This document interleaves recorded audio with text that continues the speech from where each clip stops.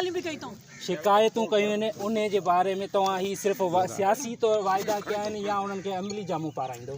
बिस्मिल्लाहिर्रहमानिर्रहीम।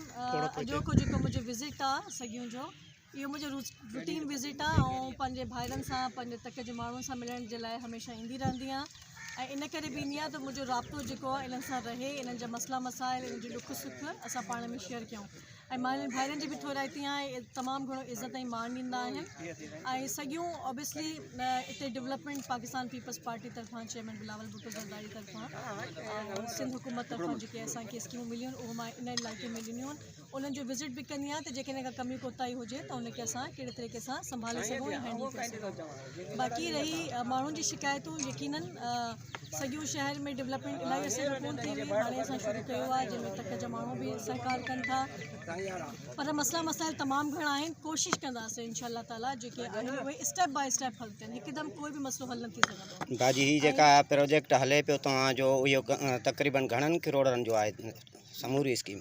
इहा जेके आहे 2 करोड़नि जी आहे ऐं इहो न शुरूअ खां जेके बि तव्हां सॻियूं में पंहिंजा प्रोजेक्ट ॾिना आहिनि इहे असां स्टेप बाय स्टेप ॾींदा आहियूं। पहिरियां बि असां 2 करोड़ जी स्कीम ॾिनी, उन खां पोइ हाणे वरी 2 करोड़ जी, ऐं हाणे जेको मां रिसेंट अदी फरियाल चालपुर साहिबा जीअं लेडीज़ विंग जी मां जनरल सेक्रेटरी बि आहियां, उन्हनि महिरबानी कई हुई, असांखे फंड्स मिलिया हुआ रिज़र्व सीट वारनि खे बि, त मां सॼो सोबोदेरो रोड ॾिनो हुयो, उन जो बि लाइ तव्हांखे ॿुधाइण आई हुयमि त इहो बि असांजो तक़रीबन 16 करोड़नि जो रोड आहे जेको सॼो भाजी उहा जेका तव्हांजी 4 करोड़नि जी प्रोजेक्ट ॾिनल आहे सॻियूं शहर खे, उन में अक्सर माना माण्हुनि जी राय इहा आहे त उहा पंहिंजा नवाज़ीअ ते पई थी स्कीम हले, उहा मेरिट ते स्कीम न पई हले, उन जे बारे में तव्हां छा चवंदव?